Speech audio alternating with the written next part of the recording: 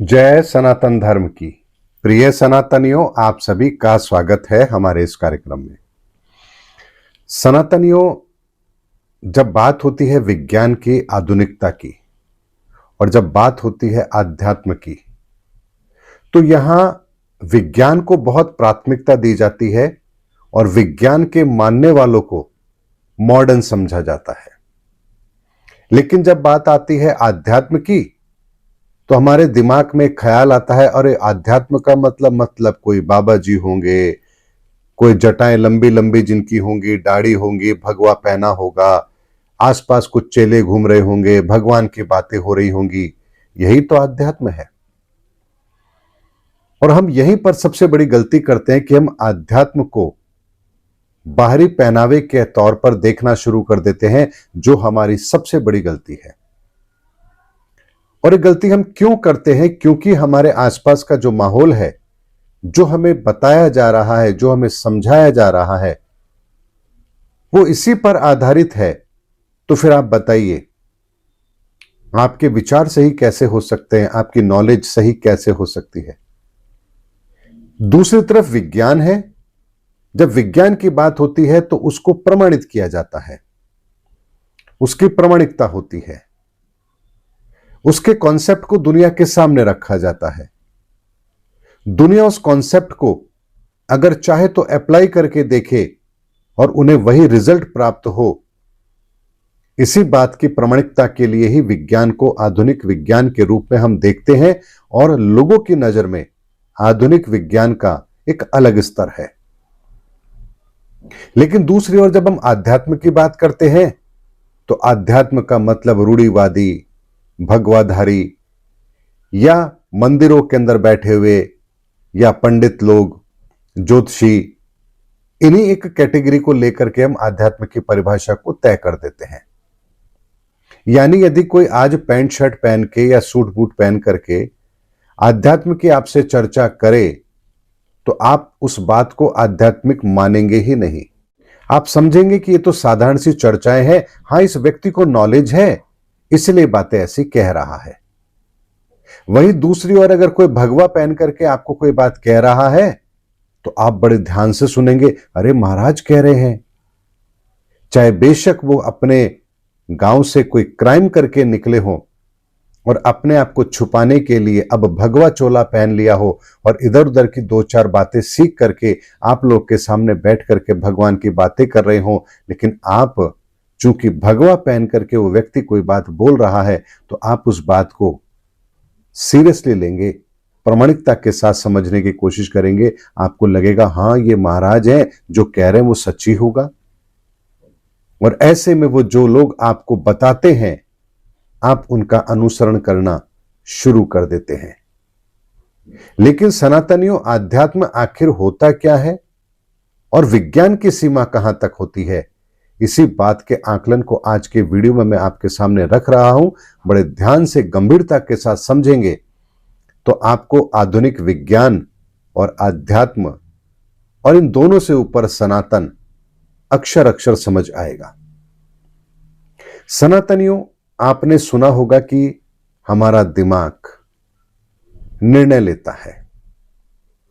हमें जो भी कुछ करने की प्रेरणा मिलती है, हमारे दिमाग से मिलती है। यह बात सही भी है और विज्ञान भी इसे प्रमाणित करता है।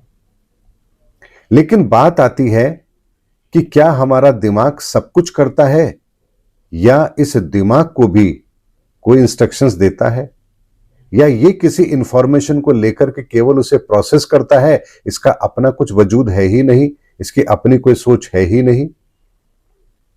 तो चलिए एक बात को समझते हैं।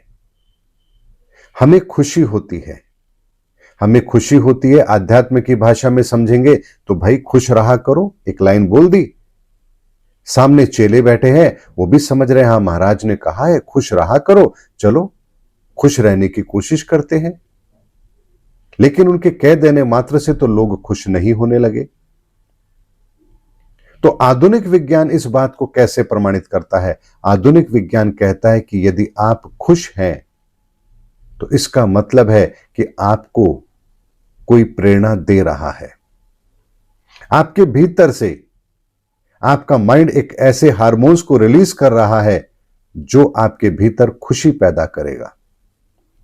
तो यहां एक प्रश्न आता है, आप खुश हो रहे हैं, यह निर्णय आपका है, या आप खुश हो रहे हैं उससे पहले इस दिमाग ने कुछ हार्मोन्स रिलीज किए हैं ताकि आप उस खुशी को जाहिर करें। बात की गंभीरता को समझिए कि आप खुश हो रहे हैं, लेकिन यह निर्णय आपका है या आपके दिमाग का है। क्योंकि आपके खुश होने से पहले आपके दिमाग से एक हार्मोन रिलीज होता है और वही हार्मोन आपको वो एक्शन लेने के लिए प्रेरित करता है या उस तरह के आनंद की अनुभूति कराता है। तो यहां प्रश्न आता है कि आपके खुश होने से पहले ही आपके शरीर ने, आपके दिमाग ने एक ऐसा हार्मोन रिलीज किया जो आपको उसकी अनुभूति करा रहा है। तो आपके दिमाग को वो हार्मोन रिलीज करने की आखिर प्रेरणा दी तो किसने दी? ये निर्देश उसको मिला तो कहां से मिला? अब इस बात की गंभीरता को समझिए। जहां आध्यात्म में कहा गया खुश रहा करो, वही साइंस क्या कहती है? साइंस कितनी बारीकी से जाकर के आपके सामने बात रख रही है कि अगर आपको कोई प्रेरणा या कोई आनंद की अनुभूति हो रही है तो डोपामाइन नाम का हार्मोन आपके माइंड में रिलीज हो रहा है। डोपामाइन अगर हार्मोन रिलीज हो रहा है तो आप प्रेरणा या आनंद की अनुभूति करेंगे। सेरोटोनिन अगर हार्मोन रिलीज हो रहा है तो आपका मूड अच्छा रहेगा, आपको शांति की अनुभूति होगी।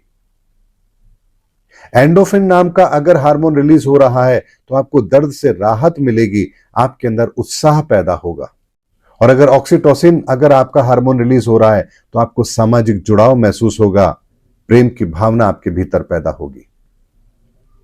यानी आधुनिक विज्ञान आपके खुश होने को भी अलग अलग तरीके से देख रहा है और यहां तक आपको बता रहा है कि आपके दिमाग के अंदर कौन सा हार्मोन रिलीज हो रहा है तो आप बाहर किस तरह की खुशी की अनुभूति करेंगे।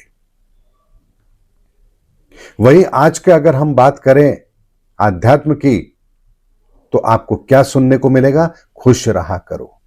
लेकिन उसके पीछे का विज्ञान क्या वो व्यक्ति जानता है जो कह रहा है अपने चेलों को खुश रहा करो?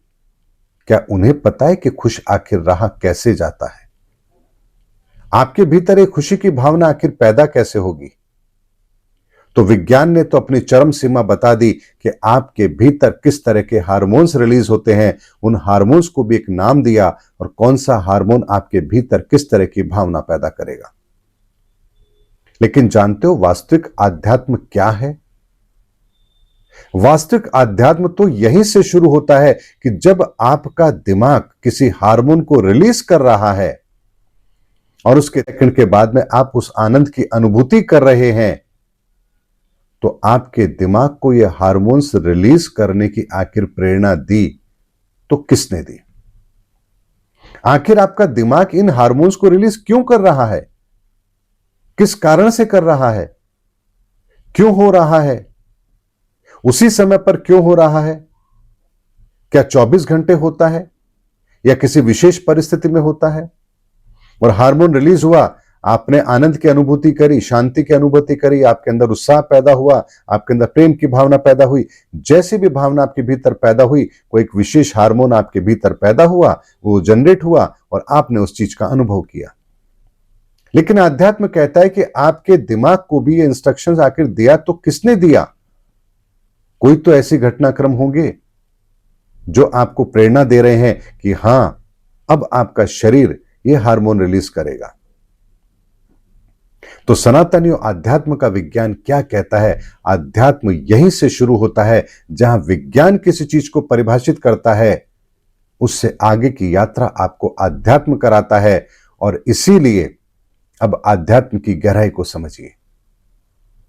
आपके दिमाग को जब तक कोई दृश्य नहीं दिखेगा, जब तक वो इंद्रियों के द्वारा किसी संकेतों को ग्रहण नहीं करेगा, वो ये निर्णय ही नहीं लेगा कि आप किस पल की अनुभूति करने वाले हैं। और जब तक उसे यह नहीं पता होगा कि आप किस पल की अनुभूति करने वाले हैं, तब तक वो कोई हार्मोन रिलीज भी नहीं करेगा। तो आपके शरीर की इंद्रियां, आप स्पर्श करके भी किसी चीज को खुशी महसूस कर सकते हैं। जैसे मान लीजिए आपके सामने एक सोने की ईंट है, आप देख रहे हैं लेकिन आपका देखने से मन नहीं भरेगा, क्या मैं इसको छू के देख सकता हूं? आप उसको छू कर देखने की कोशिश करेंगे और यहां आपका दिमाग, जैसे ही आपने उसको छुआ है, कुछ संकेत आपके दिमाग तक पहुंचे हैं और दिमाग अब ये प्रोसेस कर रहा है कि आपको यहां पर खुशी मिलनी है, शांति मिलनी है, उत्साह पैदा होना है। क्या आपको संकेत यहां पर देने चाहिए? वो वही संकेत आपका दिमाग हार्मोन रिलीज करवाएगा और वही हार्मोन आपको उस तरह की अनुभूति देगा।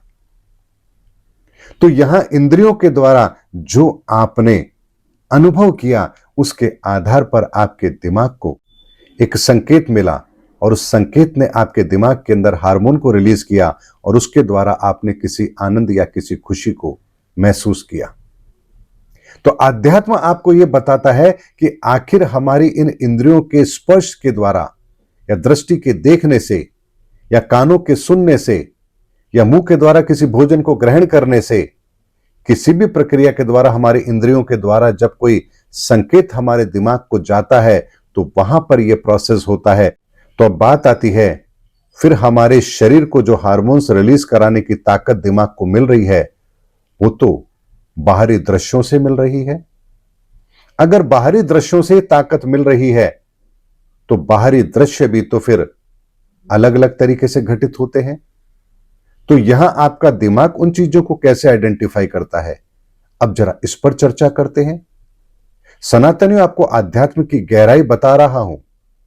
आज से पहले मेरा दावा है कि आपने किसी भी तरीके से इतनी गहराई से आध्यात्म को समझने का प्रयास किया ही नहीं होगा।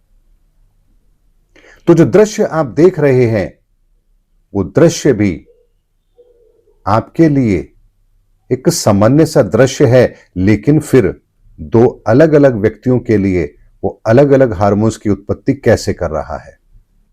अब इस बात को ऐसे समझिए, मान लीजिए आप जा रहे हैं सड़क पर और आप देखते हैं कि एक दुर्घटना घटित हुई है। अब दुर्घटना घटित हुई है, आपने देखा कि एक व्यक्ति सड़क पर लहूलुहान पड़ा है। आपने गाड़ी को धीरे किया, उसको देखा, दो चार लोग आ गए मदद करने के लिए, आपको ऑफिस जाने की जल्दी है, आप चले गए। यहां आपके दिमाग ने किसी भी तरह का कोई हार्मोन रिलीज ऐसा नहीं किया जो आपको वहां रुक करके उसकी मदद करने के लिए प्रेरित करे। लेकिन अगर मान लीजिए आपका व्यवहार ऐसा है तो आप वहां रुक करके उसकी मदद भी करेंगे, लेकिन बहुतायत में लोग उस घटना को देखेंगे और चले जाएंगे। लेकिन वहीं पर वो दृश्य जब आप देख रहे हैं और आपको पता लगता, अरे ये तो मेरी ही कार है, ये तो मेरा बेटा सुबह लेकर निकला था। अब आपने देखा जो घायल पड़ा है वो आपका बेटा है। अब आप अपनी सूझबूझ खो चुके हैं। अब आप अपनी कार से उतरकर भागते हुए आते हैं, बेटे को गोद में उठाते हैं और लोगों से मदद की अपील करते हैं और उसे लेकर अस्पताल में जाते हैं। अब आप भूल गए कि आप कहीं किसी काम से जा रहे थे। तो आपके शरीर को यह हरकत करने की प्रेरणा किसने दी? आपके दिमाग ने वही हार्मोन्स रिलीज किए हैं। तो उस दृश्य ने, जो एक दृश्य में अगर आपका कोई सगा संबंधी नहीं है तो आप बिना विचलित हुए आगे निकल गए, और दूसरे दृश्य में जब आपने देखा कि वो आपका अपना सगा संबंधी है तो अब आप वहां पर विचलित हो गए। अब आपके शरीर की प्रतिक्रियाएं बिल्कुल बदल चुकी है। तो यहां फिर आपका दिमाग जो हार्मोन रिलीज कर रहा है, उन हार्मोन को रिलीज कराने के पीछे भी एक दृश्य है।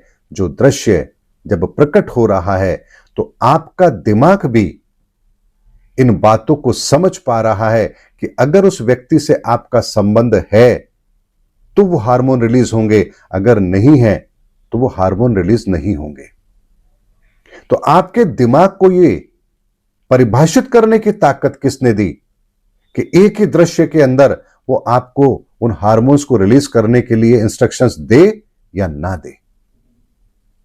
सनातनियों, यहीं से ऊर्जा का विज्ञान शुरू होता है और आध्यात्म का विज्ञान शुरू होता है कि जब आप आध्यात्म के विज्ञान को जानते हैं तो आपको पता लगता है कि प्रत्येक घटना के पीछे, प्रत्येक कर्म के पीछे, प्रत्येक दृश्य के पीछे जो इस ब्रह्मांड की 7 ऊर्जाओं का आयाम काम कर रहा है, वो आपके सामने दृश्य को घटित करेगा। जब वो दृश्य आपके सामने घटित होगा, वो दृश्य जो घटित हो रहा है, उससे जो ऊर्जा उत्पन्न हो रही है, उससे जो एक दृश्य का निर्माण हो रहा है, उस दृश्य के निर्माण के साथ उत्पन्न होने वाली ऊर्जा यदि आपके शरीर के भीतर आपकी ऊर्जा के साथ अगर संतुलन बना रही है, तभी आपका दिमाग उन चीजों को समझ पाएगा और उस तरह के हार्मोन्स को रिलीज करेगा। तो यहां आपका दिमाग जिन निर्देशों को ले रहा है, वो निर्देश उसे जहां से मिल रहे हैं, वो ब्रह्मांड से मिल रहे हैं। आपके इंद्रियों के द्वारा वो उस चीज को महसूस कर रहा है। दृश्य आपके सामने घटित हो रहा है, लेकिन आप आंख बंद करके बैठे हैं या नींद में हैं, गाड़ी में सो रहे हैं, और फिर अगर कोई दृश्य घटित हो गया, आपको पता ही नहीं लगा, तो फिर आपके शरीर के अंदर प्रतिक्रिया क्यों नहीं हो रही? क्योंकि आपकी इंद्रियों ने उस चीज को अनुभव नहीं किया। तो सनातनियों, आध्यात्म का विज्ञान कहता है कि जो दृश्य आप देख रहे हैं, इस दृश्य के घटित होने के पीछे भी एक विज्ञान काम कर रहा है। उस विज्ञान के द्वारा, यानी जो ऊर्जाओं का विज्ञान है, उसका संबंध भी आपके शरीर के साथ है। और जब तक आपका शरीर इस बाहरी ऊर्जा से कोई संबंध स्थापित नहीं करेगा, तब तक आपके भीतर हार्मोन्स रिलीज होने की जो प्रक्रिया है वो भी आरंभ नहीं होगी। और इस प्रक्रिया को समझते हुए ही इस प्रक्रिया पर भी पूर्ण नियंत्रण कर लेना, यह आध्यात्मिक अनुभूति होती है। यानी आप अपने दिमाग को इतना संतुलित करते हैं ध्यान के द्वारा कि आपका दिमाग किसी भी तरह के हार्मोन्स को जब रिलीज करे, तो वो भी आपके अपने नियंत्रण में हो कि आप चाहते हैं हार्मोन रिलीज हो तो हो, अगर आप नहीं चाहते हैं तो नहीं होंगे। और यही कारण है कि संतों महापुरुषों के सामने जो दृश्य घटित होता है, वो उसको देख के विचलित नहीं होते हैं। क्यों विचलित नहीं होते हैं? क्योंकि उनके दिमाग को जो संकेत मिल रहे हैं, जो बाहरी इंद्रियां जो उनको संकेत दे रही हैं, वो उनका दृष्टिकोण अब ईश्वरीय दृष्टिकोण है।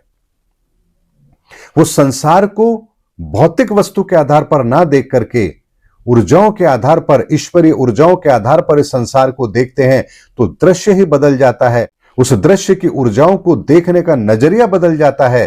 तो आपके शरीर के भीतर की ऊर्जा और बाहरी दृश्य की ऊर्जा के बीच में कोई संबंध ही नहीं रहता है। और अगर कोई संबंध नहीं है, तो आपका शरीर उस तरह के हार्मोन्स को रिलीज करेगा ही नहीं।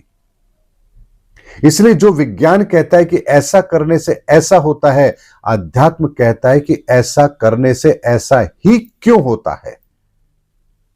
आखिर इसे संकेत मिला तो कहां से मिला?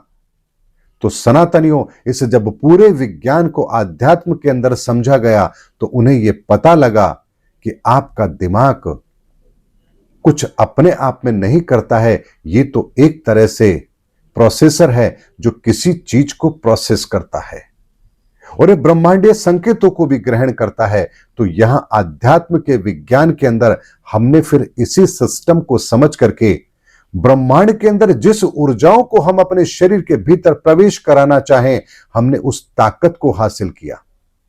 हमारे भीतर किस तरह की ऊर्जाओं का संसार रहेगा, यह भी हमारे नियंत्रण में हो, हमने इस विज्ञान को भी जाना। तो यहां पर हमने कहा आध्यात्म अर्थात आत्मा का अध्ययन। आत्मा का अध्ययन अर्थात जो आत्मा ऊर्जा है, उस ऊर्जा का अध्ययन, उसकी ताकत और इस शरीर के साथ उसका संबंध।